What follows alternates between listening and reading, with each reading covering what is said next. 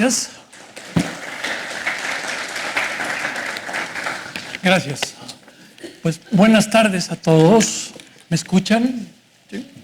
Gracias. Querido José Antonio, colegas y amigos, agradezco a PPCA de que andan por allí la invitación a participar en esta celebración con motivo de los 60 años de José Antonio de la Peña. Querido amigo, con quien he tenido el privilegio de trabajar, interactuar en muchos escenarios a lo largo de muchos años. Me parece una idea magnífica que celebremos este aniversario con un congreso sobre el futuro de la ciencia, especulaciones y certezas. Ahora más que nunca estamos invadidos por noticias falsas, fake news, y una ola anticientífica que, basada en pseudociencia o de plano en mitos y mentiras, devalúan el quehacer científico y vemos realmente con preocupación el resurgimiento de grupos antivacunas, la negación del cambio climático, el creciente apoyo al creacionismo o los grupos antitransgénicos, de los cuales hablaré también, entre muchos otros esfuerzos para desvalorar la ciencia. Hoy voy a hablar uno de estos temas que me ha ocupado gran parte de mi actividad, ¿no? Y que deseo compartir con ustedes. Intuyo que en este auditorio pues hay más personas dedicadas a las matemáticas y a las físicas, nadie es perfecto, que a las ciencias bioquímicas. No seré muy técnico, voy a empezar con algunas reflexiones personales para continuar con la exposición que da título a mi presentación, que está allí después como parte de un PowerPoint. Ingeniería genética, producción comercial de hormonas humanas, transgénicas y otros logros. Permítanme de cualquier manera iniciar con mi entorno familiar, que fue por mucho lo que me indujo a estudiar química. México recibió de manera incondicional a mi familia paterna cuando tuvo que huir de la patria española por injusta guerra civil, igual que otros colegas, en los albores de la Segunda Guerra Mundial. Desde entonces México ha sido para mí un espacio familiar vital, de libertad, tolerancia y estímulo para trabajar con sus valores y principios constitucionales. Mi familia rápidamente se integró a su nueva nación y en la nueva patria encontró posibilidades amplias y formidables de crecimiento. Así mi bisabuelo y mi abuelo trabajaron como maestros en el Instituto Politécnico Nacional y mis padres en la Facultad de Química de la UNAM. Yo nací en México y debo mi formación intelectual a la sociedad mexicana y especialmente a esta maravillosa Universidad Nacional Autónoma de México. La UNAM es para mí una institución excepcional, siempre le agradezco, donde me he formado y sigo creciendo intelectualmente todos los días. De tiempo cuestiono y aprendo sobre todo de mis alumnos y de mis colegas todos los días. La universidad pública, las instituciones de educación pública, superior públicas y los centros públicos de investigación han sido y siguen siendo estratégicos para el desarrollo de México. Sus funciones sustantivas, aunadas a su carácter laico, son espacios donde deben para la tolerancia y el diálogo para analizar diferentes problemáticas y necesidades. Las opiniones colegiadas, sustentadas en el conocimiento científico, incluyendo ciertamente el social, en los valores culturales y en los marcos jurídicos vigentes, son el camino para alcanzar una sociedad más equitativa y justa. Mi decisión de estudiar química se remonta tanto a mi bisabuelo y abuelos paternos como maternos. Mi bisabuelo, Ignacio Bolívar, biólogo, naturalista, seguidor de Darwin, maestro en Salamanca. La terrible, injusta y fascista guerra civil española lo obligó a dejar su tierra junto con sus hijos. Llegó a México a los 98 años de edad. Mi abuelo, Cándido Bolívar, entomólogo de profesión, me llevaba con él a la recolección de insectos y tomaba notas. Entonces, dibujos y símbolos indescifrables en ese momento para mí. Al salir de España, junto con mi bisabuelo, su padre fungía como secretario del presidente de la República Española. Y era también profesor de la Universidad de Madrid. Perdón, gracias. Soy mejor. Y fundador, junto con don Ramón y Cajal y muchos colegas, del Museo Nacional de Historia. Al llegar a México, trabajó incansablemente. Junto con su padre fundaron la revista Ciencia, apenas unos meses después de su llegada a nuestro país. ¿Se oye mejor? ¿Se oye menos?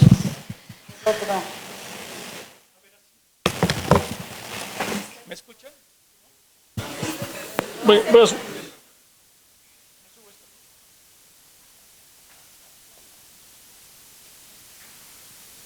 ¿Ahí? ¿Mejor? No. Mejor ahí, sí, ¿verdad? Gracias. Por parte de mi abuelo paterno, Francisco Zapata, médico, sevillano, fundó los laboratorios Zapata, reuniendo ahí médicos, químicos, biólogos que hacían medicamentos, vacunas, antibióticos, ácidos, químicos. Mi padre se casó con mi madre Zapata, también química, y dirigían los trabajos de investigación en los laboratorios Zapata.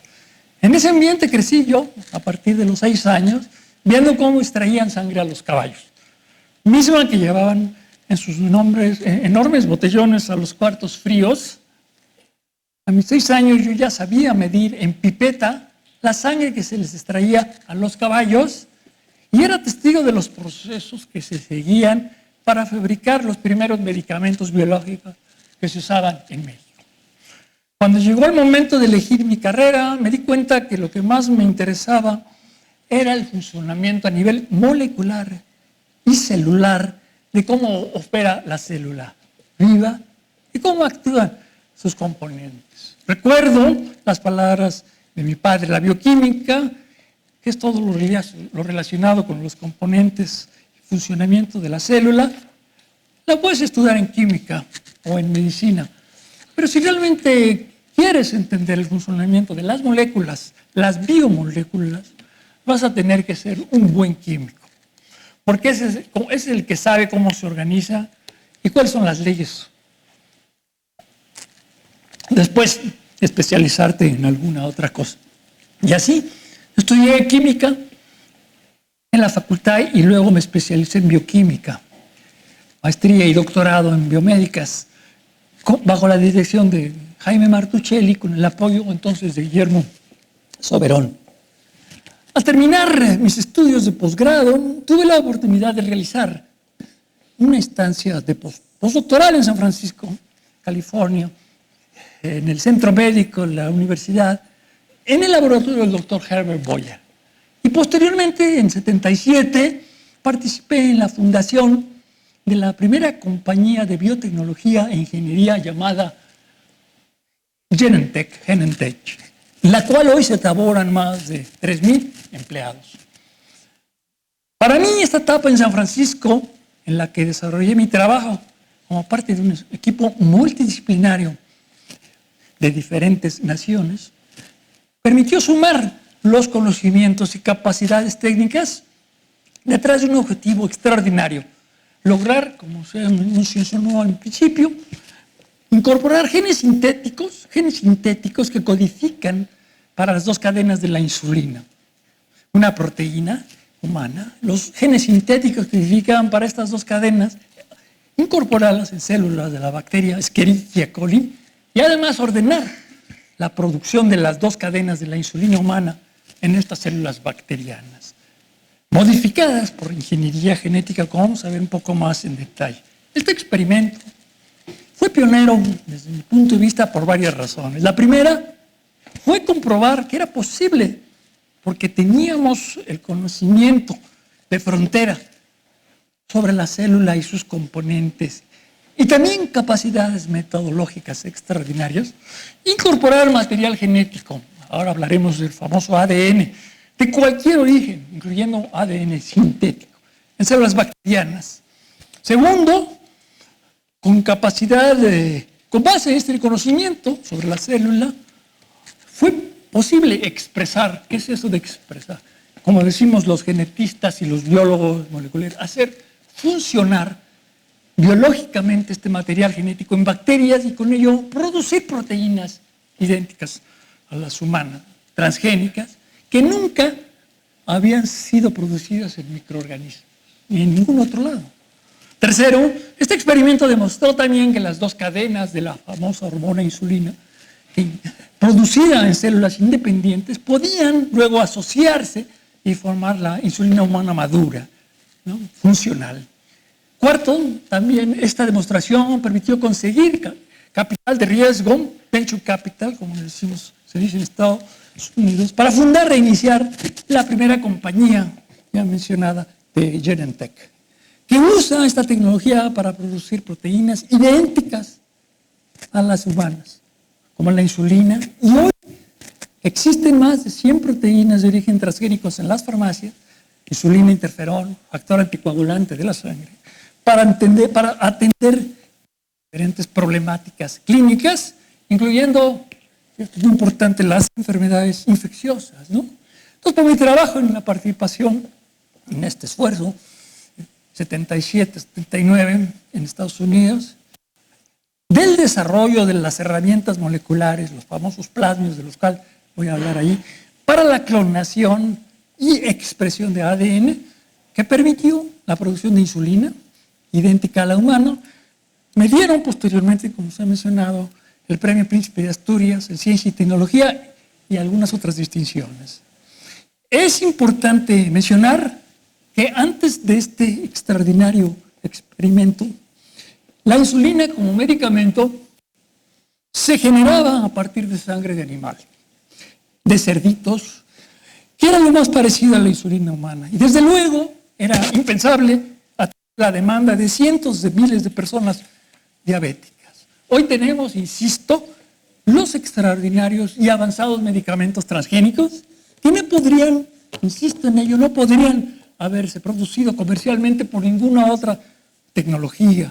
Con base en lo anterior me percaté que realmente la construcción de estos organismos transgénicos, usando esta poderosa biotecnología moderna, permitía a través de los genes nuevos, a los que llamamos transgenes, todos, insisto, fragmentos de ADN de origen natural, todos los transgenes son fragmentos de ADN de origen natural, tener la capacidad para ampliar el potencial biotecnológico de la célula viva y con ello paliar y contender con problemas muy importantes como el señalado en el área de la salud, pero también en otras áreas, en particular en el sector agropecuario, a través del desarrollo de plantas transgénicas mejoradas y diseñadas para contender con diferentes problemas. Hoy somos testigos, y quiero enfatizar eso, del desarrollo de plantas transgénicas, en el cual mi colega y amigo el doctor Luis Herrera Estrella tuvo contribuciones pioneras muy importantes para el planeta. Y hoy contamos con una gama muy relevante de variedades transgénicas, algunas desarrolladas en México, para atender diferentes problemáticas. En particular, y lo voy a enfatizar, dejar de utilizar en el campo los dañinos, algunos carcinogénicos, insecticidas químicos, como el malatión, que ya no usan las plantas transgénicas, resistentes a las plagas de insectos, para eliminar estas plagas terribles. Su importancia, al que no entienden los detractores, ha sido abolada por cientos de publicaciones a favor de los transgénicos, incluyendo una declaración del 16, hoy firmada por 134 premios Nobel, entre ellos Mario Molina, señalando que a favor de esta tecnología y de lo avanzado de ello. Los cultivares transgénicos están siendo adoptados en el planeta por los agricultores de decenas de países que los cultivan y consumen por los amplios, yo señalé, y reales beneficios que implican para la salud y el ambiente, para la salud humana y animal y para el ambiente. Como prueba de la inocuidad, señalo esto también, cientos de millones de humanos, incluyendo mexicanos y europeos, miles de millones de animales, nos hemos alimentado por más de 20 años con estos cultivares y sus productos sin evidencia de daño a la salud o al ambiente. En México importamos desde hace más de 20 años maíz transgénico de Estados Unidos, principal productor de transgénicos, donde más del 90% de los cultivares en este país son transgénicos.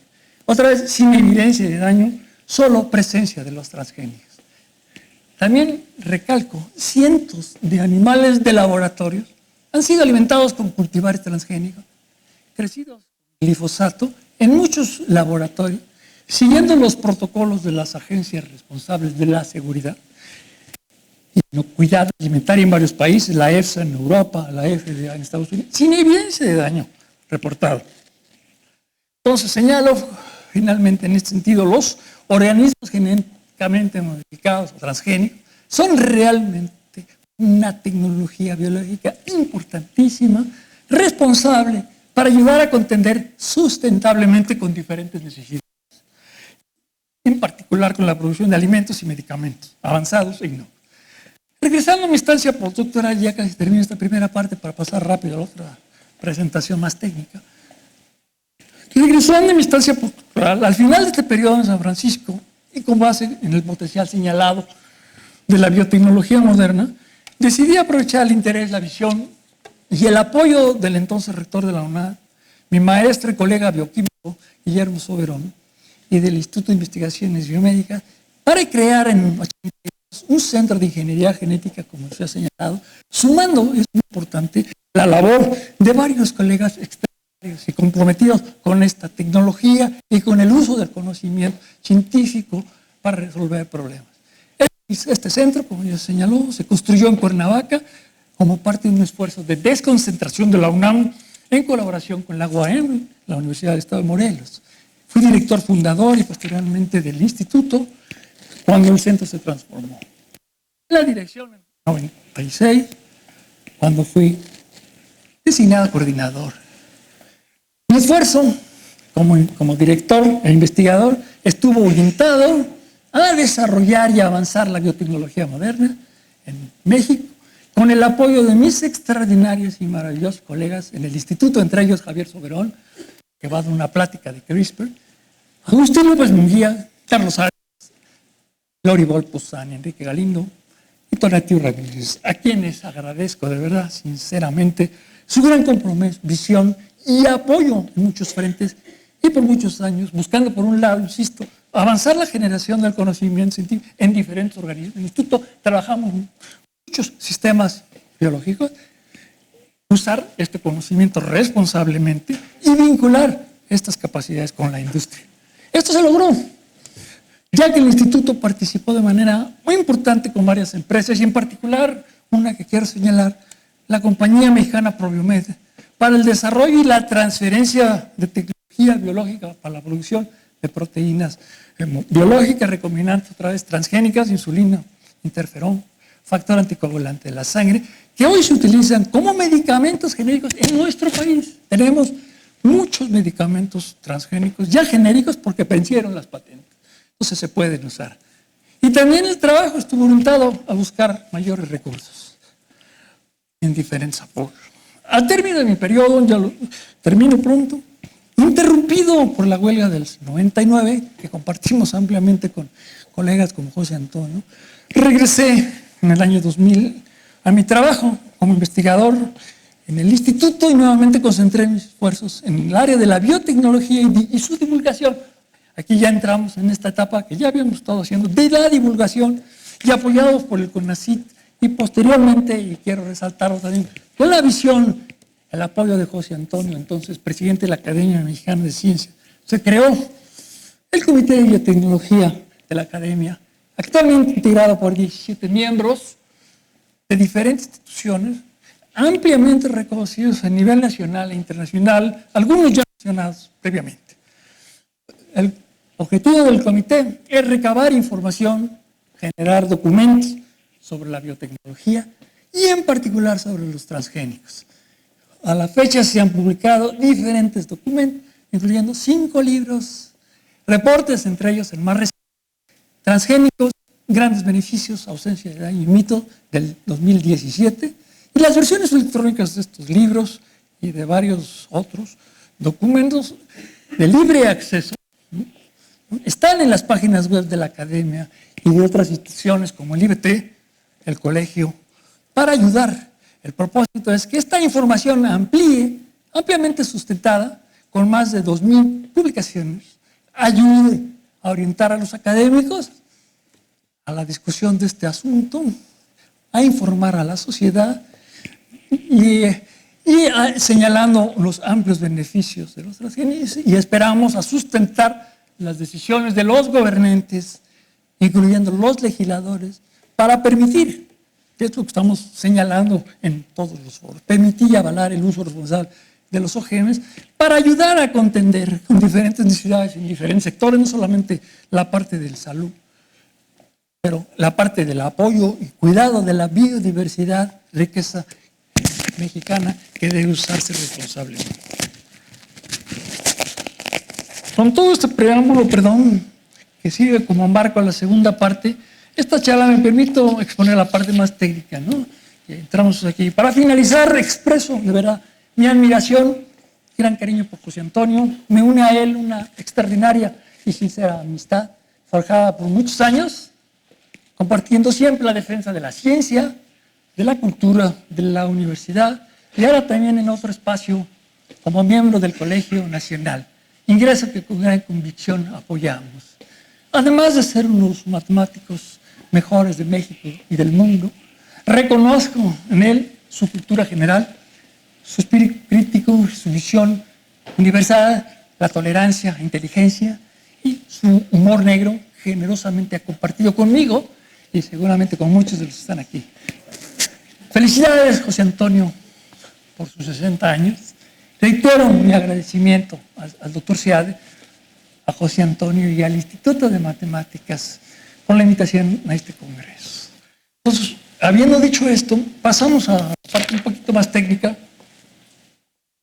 de qué es esto de los organismos transgénicos. Bueno, aquí, ¿qué es la que sigue? Aquí estamos. Déjenme platicarles rápidamente cómo vemos los biólogos moleculares, los bioquímicos, a la célula viva. ¿Cuáles son sus componentes? Y con base en este conocimiento, ¿por qué podemos aislar genes y transferirlos a otros sin problemas? ¿No? Perdón. Entonces, la célula, esta es una caricatura de una célula humana, con sus componentes, entre ellos, ¿no? El núcleo, como ustedes saben, donde se encuentran ahí los cromosomas. Cada uno de los cromosomas contiene el material genético, la famosa doble hélice, y en los humanos, trillones de estas células, ¿no? Tenemos. Y las proteínas se sintetizan en los ribosomas,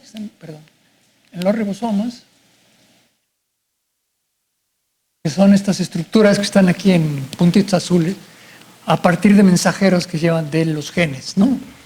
Entonces, esta es una caricatura de una célula humana, donde tenemos los cromosomas, en las mitocondrias, además, que también tienes genes, del orden de 60 en los humanos, también se sintetizan proteínas para funcionar, y en las mitocondrias se sintetiza también el átomo. Entonces es una caricatura de una célula humana de la cual podemos aislar sus componentes, sus moléculas informacionales. Esta es otra célula viva que usamos también como modelo en el laboratorio. Las bacterias, particularmente trabajamos con Escherichia coli, que es una bacteria, que es un organismo unicelular, a diferencia de los animales eucariotes, con muchas células. Las bacterias son unicelulares y tienen un solo núcleo, no tienen un núcleo, sino un material genético, un solo cromosoma. Y allí tiene la bacteria del orden de sus 4.000 genes, ¿no? Como ustedes saben, en nuestro microbiota coexisten miles de bacterias diferentes con las células humanas. De hecho, tenemos más células bacterianas que humanas en nuestro organismo. Somos consorcios de organismos vivos interaccionando todo el tiempo, compartiendo material genético entre todos. Y funciones para vivir mejor, más adaptados. Entonces, es una de las células que usamos también en un laboratorio para compartir, para usar estas cosas. ¿Qué es esto de las moléculas informacionales? Pues para nosotros, para los bioquímicos, para los biólogos moleculares, son estos dos tipos de moléculas. Los famosos ácidos nucleicos, el ADN y el ARN, y las proteínas sintetizadas a partir de los ARN, como vamos a ver, son las herramientas más importantes con las que funcionamos los seres vivos. Todos estamos hechos de estas moléculas informacionales. Las proteínas, como la insulina, pues tienen la función de llevar regular el nivel del azúcar. La hemoglobina permite el transporte del oxígeno en la sangre. Tenemos del orden de 100.000 proteínas los humanos, las bacterias son más chiquitas, del orden de 4.000 proteínas funcionan. Bueno, se me fueron dos. Pero bueno, ahí, para recordarles, todos estamos hechos de ADN. Estos son una caricatura de los cromosomas humanos. 24 cromosomas que tenemos del orden de 21.000 genes humanos. Cada uno de estos cromosomas está compuesto por una sola molécula de ADN que se estira y que mide aproximadamente 5 centímetros de largo, a la que se asocian las proteínas como en las histonas para conformarla y enrollarla. 24 moléculas de ADN que si las extendemos una después de la otra, miden aproximadamente 1 metro. 1 metro de ADN en el interior de todas nuestras células y cada uno de estos 21.000 genes codifica para una proteína o para más proteínas de las 100.000 que tenemos, ¿no? Entonces, en cada célula humana, como ustedes saben, hay 2 copias de cada cromosoma, pues somos diploides con excepción de las células de los gametos, donde esperma y óvulo, solo hay una copia, ahí somos haploides, ¿no? Entonces, este es nuestro conjunto de cromosomas, insisto, y cada uno de ellos es una molécula de ADN que se desenrolla y se enrolla en el núcleo de la célula, y los genes que están allí funcionan en unos y en otros no, en ciertos tejidos. Ay, perdón. Y bueno, ¿qué es esto de los genes? Pues es esto, un fragmento, un segmento de la molécula del ADN, ¿no? Ahí está uno de nuestros cromosomas y un gen es un cachito, un segmento del ADN. Cada gen codifica, como comentamos, para una o varias de las proteínas que tenemos para funcionar biológicamente. Entonces, ¿qué es otro elemento universal en todos? Lo que está diciendo es universal en todos los seres vivos. Todos estamos hechos de genes, de ADN. Y lo que también es universal, maravilloso, y esto es de lo que se sustenta desde el punto de vista los bioquímicos, la esencia el sustento de la vida biológica, está aquí.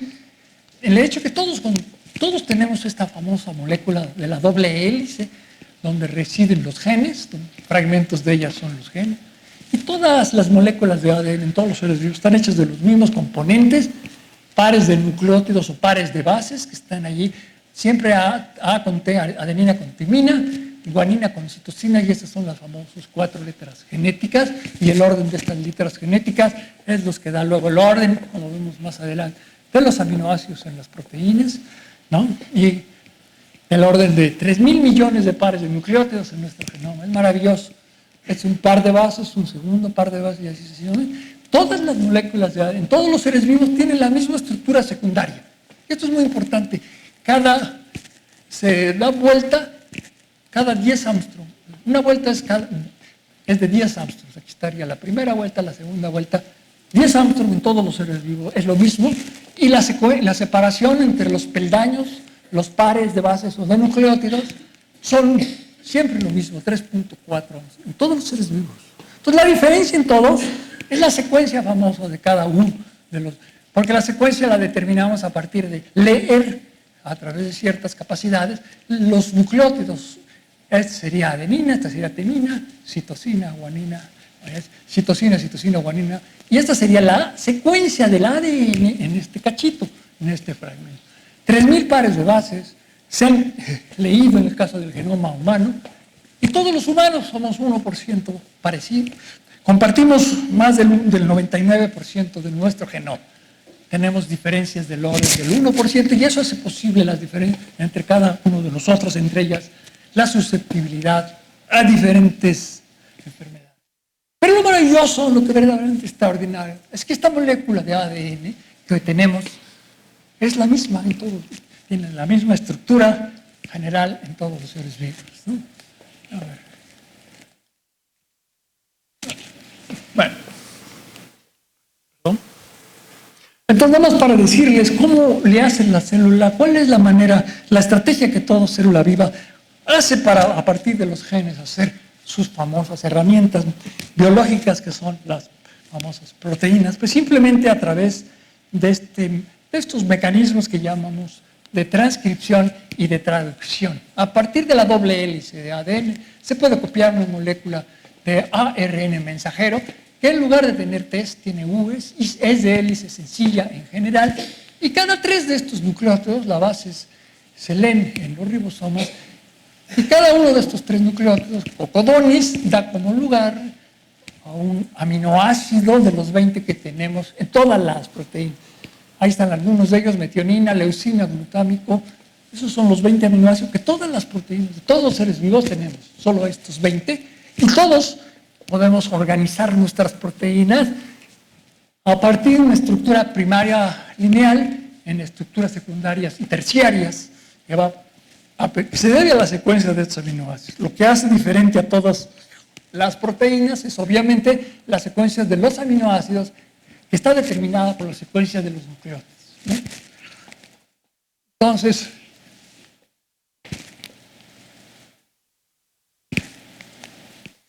aquí es lo que les estaba comentando.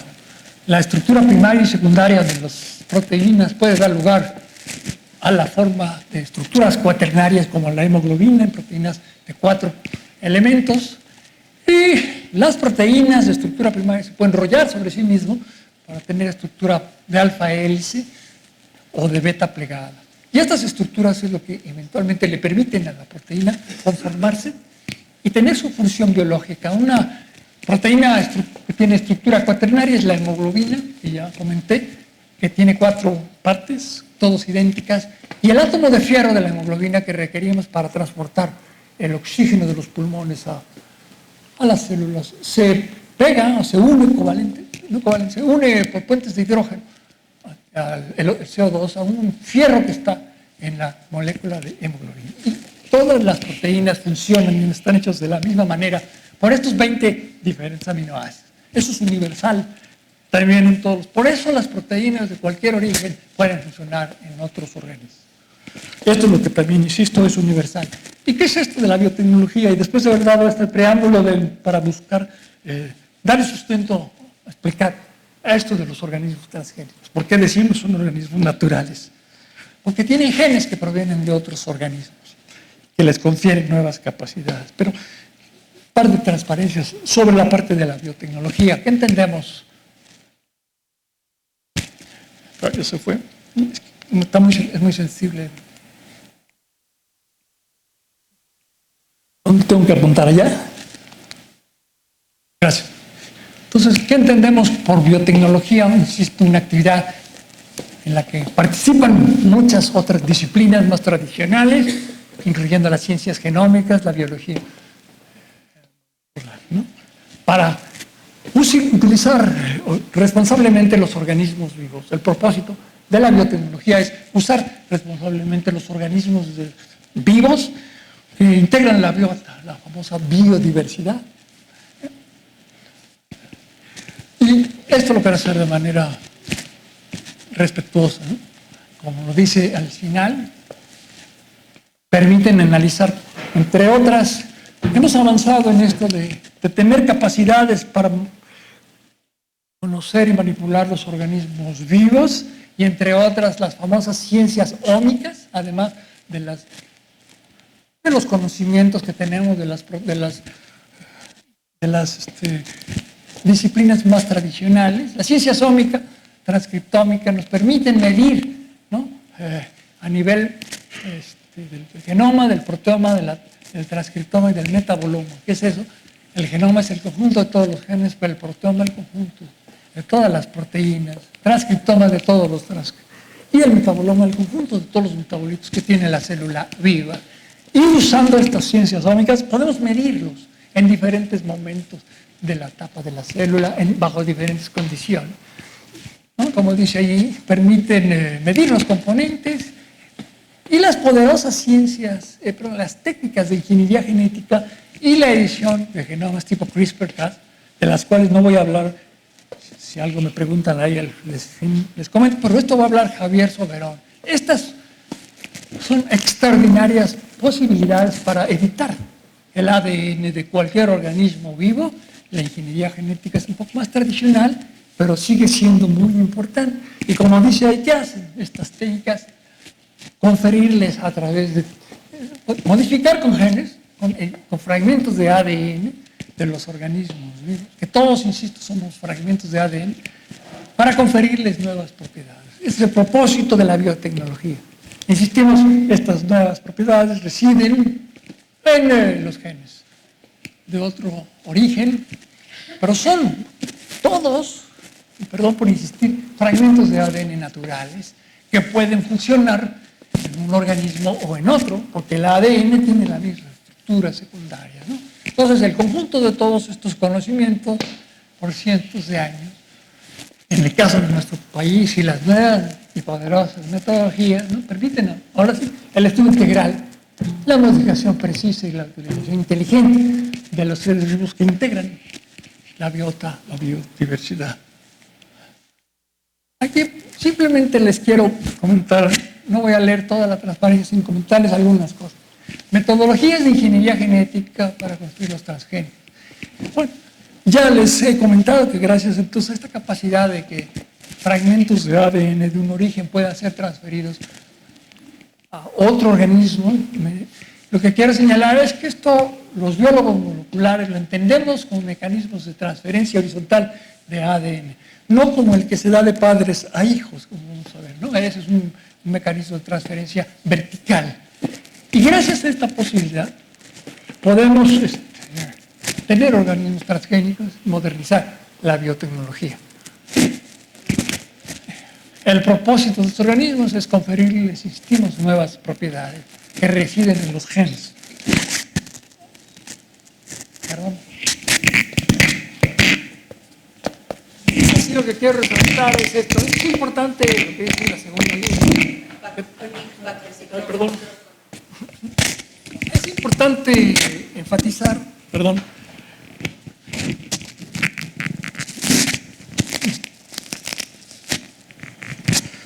es importante enfatizar, ¿no?, que todos los genes forman parte de los seres vivos, incluyendo los humanos, han existido en la naturaleza por miles de años.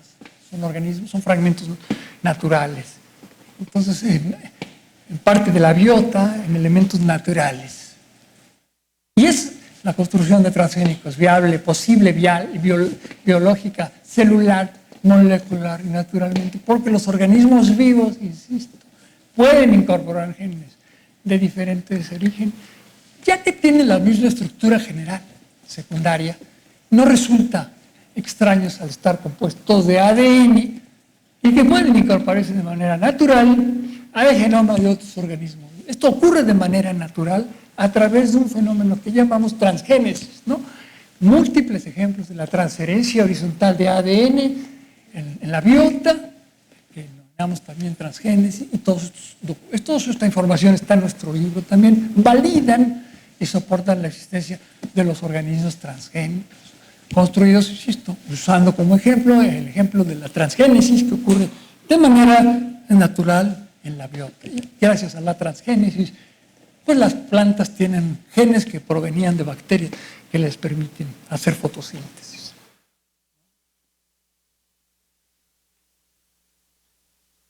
Aquí, bueno, ya lo dije, las dos hélices de ADN y sus componentes están organizados de la misma manera, con las mismas distancias en todos, y por eso la transgénesis en la biota es viable. Y usamos también las técnicas de ingeniería genética para meter estos genes, llamamos también de manera horizontal, usando diferentes vectores plásmidos que tenemos también como herramientas en la naturaleza, entre los plásmidos de ADN que existen en las bacterias, de los cuales voy a hablar un momento, como vectores para llevar el material genético. El ADN, que llamamos también foráneo, porque si no, la célula viva tiene mecanismos para degradar el material genético que le llega de infecciones virales y de otras maneras. Entonces, para proteger el material genético que queremos incorporar como un transgene, hay que protegerlo. Y esto lo hacemos a través de incorporarlo en vectores, como vamos a ver en las que siguen. Entonces, ¿qué es esto de los vectores? Los vectores son fragmentos también, moléculas de ADN que todo mundo, bueno, todos los organismos vivos tenemos en alguna medida. En particular, estos famosos plásmidos o vectores son fragmentos de ADN que tienen las bacterias y gracias a ellos hemos podido incorporar fragmentos de ADN usando ADN que llamamos vector, que permite llevar fragmento de ADN como pasajero y así construir bacterias transgénicas que permiten darle nuevas propiedades que residen en el fragmentito amarillo. Entonces la molécula de ADN recombinante o transgénica pues lleva la nueva posibilidad. Y luego las hijas de una bacteria que tiene esto, las podemos seleccionar mediante alguna característica. Y así podemos, a partir de la clonación molecular del ADN, lograr células que llevan una población a partir de una, varias moléculas, ¿no? Y gracias a esto aislamos genes de un organismo, lo transferimos a otro. Se muestra el esquema de la construcción en las bacterias transgénicas. Aquí muestro también, nomás para ejemplo de guía, esta misma capacidad la tenemos para construcción de células y plantas transgénicas y las diferenciamos de las bacterias. Como les dije, las bacterias son organismos sin núcleo. En el caso de las plantas y los animales somos organismos que tenemos núcleos eucariotas. Entonces hay que hacer algunos trucos diferentes para que el material genético del transgen pueda llegar y eventualmente integrarse como parte del material genético de la célula receptora, pasando la membrana de la célula y luego la membrana del núcleo para llegar eventualmente al núcleo en donde hay ADN de los cromosomas que ya les enseñaba y tenemos la capacidad de que este ADN se pueda incorporar porque el ADN tiene, insisto, la misma estructura secundaria de la receptora que de la que llega y por eso se da la recombinación entre el rojo y el azul y las células hijas todas van a tener ADN transgénico que viene de esta capacidad que tiene la célula viva de adquirir el material genético por infecciones virales o infecciones bacterianas. Ahí mostramos esto que ocurre en la biota y nosotros lo usamos también entonces en el laboratorio para la construcción de plantas o animales transgénicos desde hace muchos años. Perdón.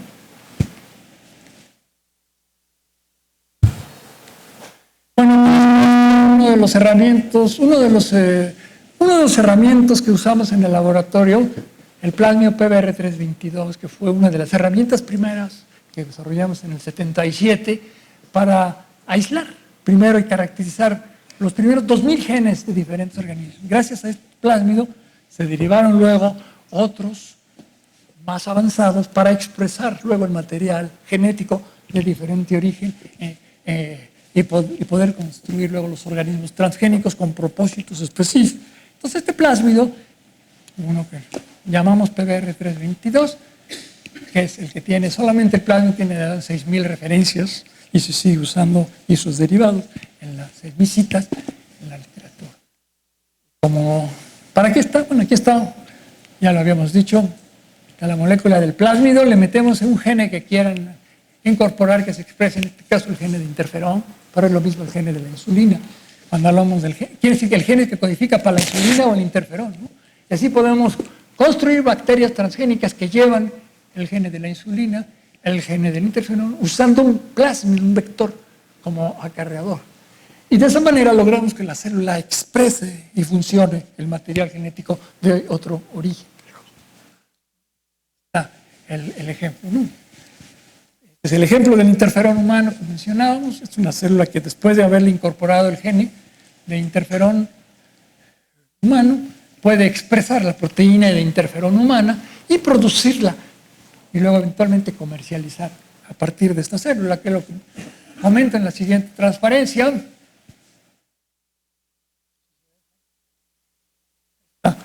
Pues estos son algunos de los ejemplos de las proteínas y fármacos de origen transgénico que tenemos ya en las farmacias en México y en el planeta, ¿no? Se usan para contender con diferentes problemáticas. Hablamos de la insulina, regular a nivel de azúcar, interferón, contender con problemas de sangre infecciosos y de cáncer, anticoagulante de la sangre para degradar los coágulos en la sangre. Y también estas proteínas transgénicas se han usado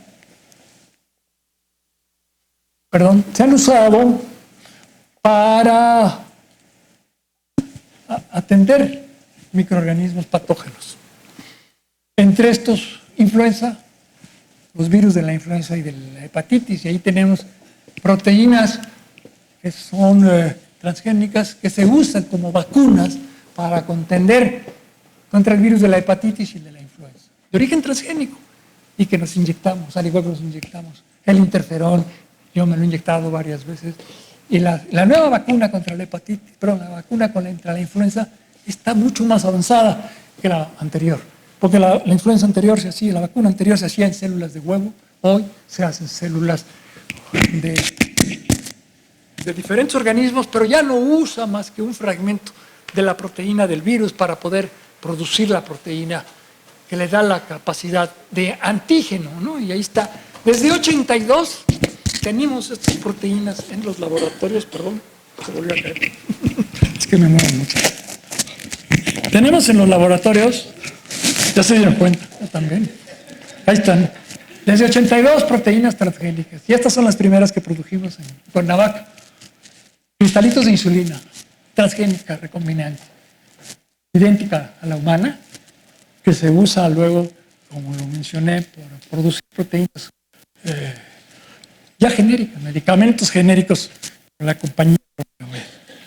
Esta proteína ya la tenemos en las farmacias como uno de nuestros medicamentos. Déjenme también en una transparencia, ya estoy por terminar, comentarles también que estas proteínas transgénicas las hemos usado también desde hace muchos años en la industria alimentaria, para la producción de alimentos, sin ningún problema. Y ustedes recordarán pues, los quesos, los jugos, la cerveza, la leche, usa proteínas o organismos, fragmentos de organismos para poder producir los productos, para procesar los productos y terminarlos, ¿no? Entonces, la famosa glucosa isomerasa para la producción de jarabes, glucosados, gluconasa, cerveza, glucosas oxidadas, todas las pectinasas para los quesos. Todas estas son proteínas hechas en diferentes organismos, son transgénicas y las usamos desde hace más de 50 años ya en la industria alimentaria y la gente no sabe que estas son proteínas de origen transgénico. Y ahí está el impacto de todas estas proteínas en la industria alimentaria. Termino la plática con unas cuantas transparencias sobre lo de las plantas transgénicas, también para dar contexto a este asunto. Perdón, son tres más. También lo de las plantas transgénicas, señalarles, insistirles, ¿por qué son importantes estas plantas? Pues, como dice ahí, beneficios reales e importantes de estas plantas. Resistentes a las plagas de insectos. Estas plagas que tienen esta capacidad han reducido importantemente en el campo, en Estados Unidos sobre todo, porque ahí se cultiva los transgénicos, y en otros en otras decenas de países como Argentina y también Brasil y Sudáfrica, se ha reducido importantemente el uso, como dice ahí, de los dañinos insecticidas, algunos carcinogenos, como el malatión. Estos insecticidas químicos, el DDT, ya se prohibió por suerte. Pero algunos de estos productos químicos siguen siendo dañando la salud y algunos son carcinogénicos. Y las plantas transgénicas no requieren estos productos, porque tienen genes que les dan resistencias a las plagas de insectos. En estos transgenes radica este extraordinario beneficio. Y como dije, muchos países, agricultores, están adoptando esto. No solo por la parte de la salud, sino también el económico, por dejar de comprar y fumigar con estos dañinos insecticidas que también tienen un efecto sobre los gases, efecto invernadero. Ya lo había dicho, y termino con esto. Me falta una transparencia. Cientos de millones, miles de millones de animales nos hemos alimentado con estos cultivares por más de 20 años, sin evidencia. Yo en mis pláticas me alimento siempre de los transgénicos y les demuestro que son libres de insecticidas y que deberían de, al menos, estar atentos a una discusión en ese sentido, no que se cancelen, no se denosten los transgénicos simplemente porque no hay conocimiento sobre esto, por la satanización que se ha dado. Termino con una más. Para sorpresa de algunos de ustedes, pues aquí son las diferentes plantas que cultivan en varios países, primariamente en Estados Unidos, pero Europa compra maíz y soya transgénicas como parte de su demanda porque no produce suficiente. Nosotros, el 70% del maíz que producimos, que comimos, es importado a Estados Unidos, no tiene los insecticidas, por ello es más sano. Y algo que es importante es esto. El camote que todos comemos es un organismo naturalmente transgénico. ¿Qué pasó en esta planta? Pues que se le incorporó material genético de la bacteria Agrobacterium tumefaciens. Ya no me dio tiempo de explicarle, pero este es el vector que usamos. Un plásmido de esta bacteria Agrobacterium tumefaciens se usa como parte de las herramientas para construir los organismos transgénicos, las plantas transgénicas. Y las plantas transgénicas, todas, llevan este fragmento de Agrobacterium tumefaciens. Perdón, es la última. Lamento mi movimiento. Entonces, pero el camote es un organismo naturalmente transgénico. Se ha demostrado que el camote le ha dado ventajas a los agricultores que usan esta variedad sobre la no transgénica que existe. Bueno, con esto creo que la última, simplemente, dos, nada más para recordarles. La anterior era para decirles, no se preocupen, comemos alimentos procesados que contienen maíz y soya, y digo, no se preocupen porque no tienen los insecticidas químicos. Ya son verdaderamente dañinos, carcinogénicos. Yo prefiero este tipo de alimentos que los alimentos que tenemos en México, que se siguen, el maíz y la soya con los cultivares tradicionales, se siguen cultivando con los famosos insecticidas químicos para eliminar las plagas de insectos. Entonces, tenemos que discutir sobre esto y señalar cuáles son las ventajas y las desventajas, y a partir de esto buscar que la sociedad esté más informada y que se demande el uso responsable de esta tecnología, pero que no se denoste de entrada, que no se satanice de entrada las plantas transgénicas, cuando las evidencias de que estamos reduciendo los insecticidas químicos, que no se está incrementando el cáncer en ninguno de los países que producen esto, nos demuestra que estos son los organismos más sanos. Bueno, pues muchas gracias y perdón porque me haya extendido.